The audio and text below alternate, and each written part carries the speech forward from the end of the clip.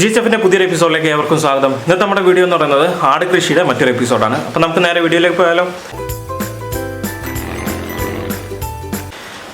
അപ്പോൾ ഇന്നത്തെ എന്ന് പറയുന്നത് ആട് കൃഷിയുടെ ഒരു വീഡിയോ എന്ന് പറഞ്ഞു. അപ്പോൾ ഇന്നത്തെ വീഡിയോയിൽ നമ്മൾ പറയാൻ പോകുന്നത് ചെടികൾക്ക് മാത്രമല്ല നമുക്ക് മഴക്കാല സംരക്ഷണം നൽകേണ്ടത്, കന്നുകാലികളെ വളർത്തുന്ന സമയത്ത് നമ്മൾ കുറച്ച് കാര്യങ്ങൾ മഴക്കാലത്ത് ശ്രദ്ധിക്കണം. അപ്പോൾ ആട് വളർത്തുന്ന സമയത്ത് മഴക്കാലത്ത് എന്തൊക്കെ ശ്രദ്ധിക്കണം എന്നുള്ളതാണ് ഇന്നത്തെ വീഡിയോയിൽ പറയുന്നത്. അതായത് ആടിൻ്റെ മഴക്കാല സംരക്ഷണത്തെക്കുറിച്ചാണ് നമ്മൾ പറയുന്നത്.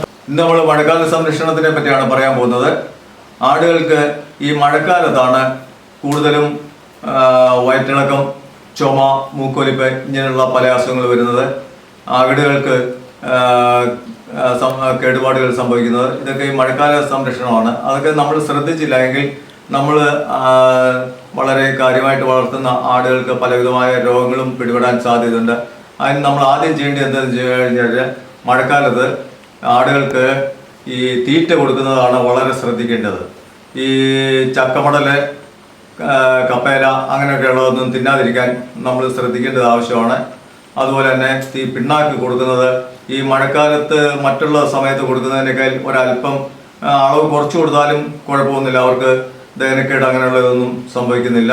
ഈ മഴക്കാലത്ത് കൂടുതലും ആദ്യമായി കണ്ടുവരുന്നത് വയറ്റിളക്കമാണ്. വയറ്റിളക്കത്തിന് ഞാൻ സാധാരണ കൊടുക്കുന്ന മരുന്ന് എന്താണെന്ന് വെച്ച് കഴിഞ്ഞാൽ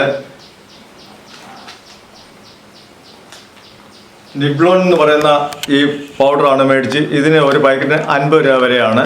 ഇത് മേടിച്ചിട്ട് ഒരു നെല്ലിക്ക വലിപ്പത്തിൽ ശർക്കരയ്ക്കകത്ത് ഉരുട്ടി രാവിലെയും വൈകിട്ടും 2 നേരമായിട്ട് കൊടുക്കുകയാണ് പതിവ്. മറ്റു മരുന്നുകളൊന്നും ഞാൻ സാറിന് അങ്ങനെ കൊടുക്കാൻ പതിവില്ല. ഇവിടെ വയറ്റിളക്കം അങ്ങനെ വളരെ ചുരുക്കമായിട്ട് വല്ലതും കൊച്ചു ആട്ടുംകുട്ടികൾക്ക് വല്ലതും വന്നെങ്കിലേ ഉള്ളൂ. ഇത് കൊടുത്താൽ നല്ല റിസൾട്ടാണ് എനിക്ക് കാണുന്നത്. ഞാനിതാണ് ചെയ്തുകൊണ്ടിരിക്കുന്നത്. ഈ മഴക്കാലത്ത് ഉണ്ടാകുന്നതാണ് മൂക്കൊലിപ്പും ചുമയും പനിയും ഒക്കെ ഉണ്ടാകും. അതിന് ഞാൻ പ്രതിവിധിയായിട്ട് ചെയ്യുന്നത് വെച്ചാൽ ബെൻസോയിൻ എന്ന് പറയുന്ന ഈ മരുന്ന് മേടിച്ചിട്ട് വെള്ളത്തിലൊഴിച്ച് ആവി ഇവർക്ക് പിടിക്കും. ആവി കൊടുക്കുക പതിവുണ്ട്. അതുപോലെ തന്നെ ഈ നമ്മുടെ വെറ്റക്കൊടി നട്ടുപിടിപ്പിച്ചിട്ട് ദിവസവും എല്ലാ ആടുകൾക്കും ഒരു 2-3 വെറ്റയുടെ ഇല ഇവർക്ക് കൊടുക്കുക പതിവുണ്ട്. കാരണം അവർക്ക് പനിക്കും ചുമയ്ക്കും ഒക്കെ ഉണ്ടാകാതിരിക്കാൻ വേണ്ടി നല്ലൊരു മരുന്നായിട്ടാണ് എൻ്റെ അനുഭവത്തിൽ ഞാൻ കാണുന്നത്. അതുകൊണ്ട് വെറ്റക്കൊടി വെച്ച് പിടിപ്പിച്ച് അതിൻ്റെ ഇല ഞാൻ കൊടുക്കുക. ഇവിടെ ഇല്ലെങ്കിൽ എവിടുന്നേലും എടുത്തോട്ട് വന്നാന്ന് പറഞ്ഞാലും കൊടുക്കുക പതിവുള്ളതാണ്. പിന്നെ അതുപോലെ തന്നെ നമ്മൾ അഴിച്ചു വിട്ട് തീറ്റുമ്പോഴൊക്കെ ഈ കട്ടുണ്ടാകുന്ന ഇലകൾ, കപ്പേല, ആനത്തൊട്ടാവാടി, റബ്ബറില ഇതൊന്നും തിന്നാതിരിക്കാൻ വളരെ നമ്മൾ ശ്രദ്ധിക്കേണ്ടത് ആവശ്യമാണ്.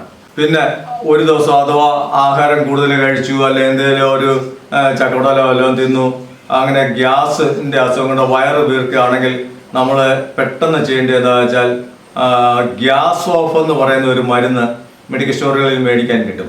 അതൊരു 50 ml വലിയ ആടുകൾക്കാണെങ്കിൽ കൊടുത്തു കഴിയുമ്പോഴത്തേക്ക് ഇവരുടെ ഗ്യാസിന് വളരെ മാറ്റം വരും. മാറ്റം വരുന്നില്ലെങ്കിൽ ഉടനെ നമ്മൾ അടുത്ത ഡോക്ടറെ കാണുക, അതിന് വേണ്ടുന്ന പ്രതിവിധി മരുന്ന് ചെയ്യുക എന്നുള്ളതാണ് ചെയ്യുന്നത്. ഞാൻ സാറിന് ഗ്യാസിൻ്റെ ഈ അസുഖമായിട്ട് ഉണ്ടാകുകയാണെങ്കിൽ ഈ ഗ്യാസ് ഓഫ് എന്ന് പറയുന്ന മരുന്ന് മേടിച്ച് ഉടനെ കൊടുക്കുകയാണ് പതിവുള്ളത്. ഞാൻ സാറിന് ഇവിടെ മേടിച്ച് വെച്ചേക്ക് പതിവുണ്ട്. എനിക്ക് അങ്ങനെ സാറിന് ആവശ്യം വരുന്നില്ല എങ്കിൽ തന്നെ അഡ്വാൻസ് ആയിട്ട് ഒരെണ്ണം മേടിച്ച് വെച്ചേക്ക് പതിവുള്ളതാണ്. അതുപോലെ തന്നെ അവർക്ക് എന്തെങ്കിലും ക്ഷീണാവസ്ഥ എന്ന് തോന്നുകയാണെങ്കിൽ ഒരു 5 ദിവസം LEE52 ഹിമാലയയുടെ മേടിച്ചിട്ട് ഒരു 10 ml വെച്ച് കൊടുക്കുക പതിവുണ്ട്. ഒരു 5 ദിവസമേ കൊടുക്കത്തുള്ളൂ, ഒരു മാസത്തിലൊരിക്കൽ.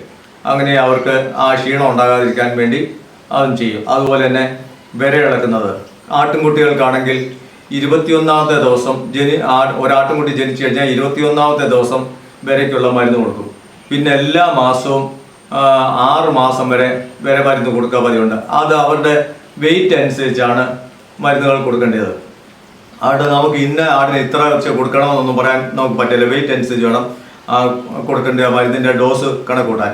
അതുപോലെ വലിയ ആടുകൾക്ക് 6 മാസത്തിൽ ഒരിക്കലാണ് വിരമരുന്ന് കൊടുക്കുന്നത്. അതുപോലെ തന്നെ വലിയ ആടുകൾക്ക് കൂട്ടത്തിൽ വിടുന്നതിന് എണ്ണ ചേർപ്പിക്കുന്നതിന് ഒരാഴ്ച മുമ്പ് അല്ലെ 2 ആഴ്ച മുമ്പ് വിരമരുന്ന് കൊടുത്തതിന് ശേഷമാണ് എണ്ണ ചേർപ്പിക്കാൻ കൊണ്ടുപോകുന്നത്.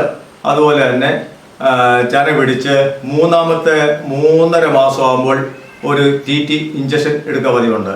അതുപോലെ തന്നെ 130 ദിവസം ആകുമ്പം വിരമരുന്ന് കൊടുക്കുകയും എല്ലാ വിരമരുന്നും ചനയുള്ളപ്പോൾ കൊടുക്കാൻ പാടില്ല. ഡോക്ടറുടെ നിർദ്ദേശപ്രകാരം മാത്രമേ കൊടുക്കാൻ പാടുള്ളൂ. 130 ദിവസം കൊടുക്കും. 135 ദിവസം വീണ്ടും 4 മാസത്തിൻ്റെ ഒരു TT ഇഞ്ചക്ഷൻ കൊണ്ട് എടുക്കും. കാരണം എന്താണെന്ന് ചോദിച്ചാൽ നമ്മുടെ ഈ ആടുകൾ പ്രസവിക്കുന്ന സമയത്ത് എന്തെങ്കിലും ഒരു മുറിവോ പൊട്ടലോ വല്ലതും ഉണ്ടായാൽ അത് വലിയ പ്രശ്നമായി തീരാതിരിക്കാൻ വേണ്ടി അഡ്വാൻസ് ആയിട്ടാണ് ഈ TT എന്നെ സംബന്ധിച്ചിടത്തോളം ഞാൻ ചെയ്യുന്നത്. അതുപോലെ ആട്ടുകുട്ടികൾക്ക് ഇത് TT എടുത്തു കഴിഞ്ഞാൽ ഈ ടെറ്റൻസ് എന്ന് പറയുന്ന ഒരു അസുഖം ഇല്ലാതെ രക്ഷപ്പെടാൻ സാധിക്കുകയും ചെയ്യും. കാരണം എൻ്റെ ഒരു ആടിന് ഇതുപോലെ ഒരു ആട്ടുകുട്ടിക്ക് ടെറ്റൻസ് എന്ന് പറയുന്ന ഒരു അസുഖം വന്നു. അതൊക്കെ നമ്മൾ ഇങ്ങനെ ഓമിച്ച് വളർത്തുന്ന ആട്ടുകുട്ടികളായതുകൊണ്ട് ആടുകളായതുകൊണ്ട് ഇതൊക്കെ കണ്ട് സഹിക്കാനുള്ള ക്ഷമ നമുക്ക് കാണത്തില്ല, നമുക്ക് വലിയ പ്രയാസമായിട്ട് തോന്നും. അതുകൊണ്ട് ഇതൊക്കെ മുൻകരുതലായിട്ട് നമ്മൾ ചെയ്യേണ്ടത്, ആട് വളർത്തുന്ന ഏതൊരു കർഷകനും ചെയ്യേണ്ടത് അത്യാവശ്യമാണെന്നാണ് എൻ്റെ അഭിപ്രായം. പ്രത്യേകിച്ച് മഴക്കാലത്ത് ശ്രദ്ധിക്കേണ്ട ഒരു കാര്യമാണ്, ആടുകൾക്ക് കുളമ്പ് വളർന്നിട്ട് വളഞ്ഞ് അകത്തോട്ടിരിക്കും. ഈ കുളമ്പിനോട് ചേർന്ന് മടങ്ങിയിരിക്കും. അത് പണ്ടൊക്കെ എന്ന് പറഞ്ഞാൽ നമ്മുടെ അപ്പച്ചന്മാരും മണ്ണിലും ഈ സിമെന്റ് ഒക്കെയാണ് ആടിനെ വളർത്തിയിരുന്നത്. അത് അവർ കാലിട്ട് ഉരയ്ക്കുകയൊക്കെ ചെയ്യുമ്പം ഈ കുളമ്പുകൾ വളർന്ന് വലുതാവുന്നില്ലായിരുന്നു. ഇപ്പോഴങ്ങനെയല്ല, തട്ടിൽ കയറ്റി നിർത്തിയാണ് ആടുകളെയൊക്കെ മിക്കയിടത്തും വളർത്തുന്നത്. അതുകൊണ്ട് ഇവരെ ഉരച്ചിത് പോകുന്നില്ല. അതുകൊണ്ട് ഈ കുളമ്പെല്ലാം വളർന്നിട്ട് അകത്തോട്ട് വളഞ്ഞ് ഇരിക്കുക പതിവുണ്ട്. അന്നേരം അതിനകത്ത് അഴുക്കും ഈ ചെളിയെല്ലാം കൂടെ കയറിയിട്ട് ഭയങ്കര നാറ്റമായിട്ടാണ് ഇരിക്കുന്നത്. അത് തക്ക സമയമാകുമ്പോൾ നമ്മൾ ഈ കുളമ്പ് വെട്ടി വൃത്തിയാക്കണം. നമ്മുടെ നഖം വെട്ടുന്ന പോലെ തന്നെയുള്ളൂ, അല്ലാതെ വേറെ പ്രത്യേകിച്ച് കാര്യമൊന്നുമില്ല. അത് ഞാൻ അടുത്തൊരു വീഡിയോയിൽ ആ കുളമ്പ് വെട്ടുന്നത് എങ്ങനെയാണെന്നുള്ളത് കാണിച്ചു തരാം. കുളമ്പ് വെട്ടിയതിന് ശേഷം പൊട്ടാസ്യം പെർമാനേറ്റ് വെള്ളത്തിലോട്ട് ഒരു 5 മിനിറ്റ് അല്ലെങ്കിൽ ഒരു 10 മിനിറ്റ് കാല് മുക്കി വെക്കുന്നതും വളരെ നല്ലതാണ്.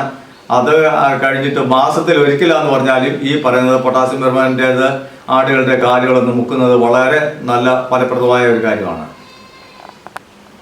ഓക്കെ, അപ്പം നിങ്ങൾക്ക് ആടിൻ്റെ മഴക്കാല സംരക്ഷണത്തെക്കുറിച്ചുള്ള വീഡിയോ നിങ്ങൾക്ക് ഇഷ്ടപ്പെട്ടു എന്ന് കരുതുന്നു. ഇത്ര കാർഷിക സ്വന്തമായ ഗാർഡൻ സ്വന്തമായ വീഡിയോകൾ മലയാളത്തിൽ ലഭിക്കുന്നതിന് ഗ്ലോറി ഫാം ഹൗസ് എന്ന് പറഞ്ഞാൽ ഞങ്ങളുടെ യൂട്യൂബ് ചാനൽ സബ്സ്ക്രൈബ് ചെയ്യുക, തൊട്ടടുത്തുള്ള ബെൽ ഐക്കൺ കൂടി പ്രസ് ചെയ്യുക. അപ്പോൾ മറ്റൊരു വീഡിയോ ആയിട്ട് നമുക്ക് വീണ്ടും കാണാം. അതുവരേക്കും ബൈ ബൈ.